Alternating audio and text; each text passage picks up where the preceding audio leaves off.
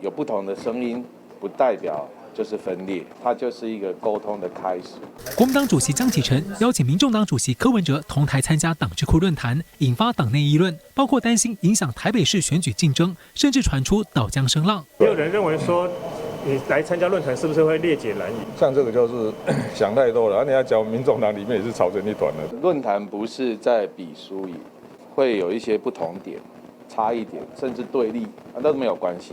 根据声量看政治的观察指出，24日愿景2030论坛这一天，政治人物的声量变化，柯文哲上涨约13个百分点，江启臣上涨不到3个百分点，还得收拾党内争议，不划算。国民党秘书长李乾龙对江柯同台论坛不开心，我有一点不太开心了哈。但事情过就好了，这么大的事情，应该党内应该形成共识啊。黄队主还在生气吗？我去安抚他。江启臣表示，这次只是论坛场合，会检讨筹备沟通过程的瑕疵。如果要进行正式的政党合作，绝对会有充分的准备和党内的沟通。如果只从这一次的论坛的合作，然后就来推论，说将来这个2022，这个提名啦这些，我觉得是过度推论。其实只要是民生议题，大家都可以谈嘛。这个国家怎么会全部只剩下意识形态、颜色？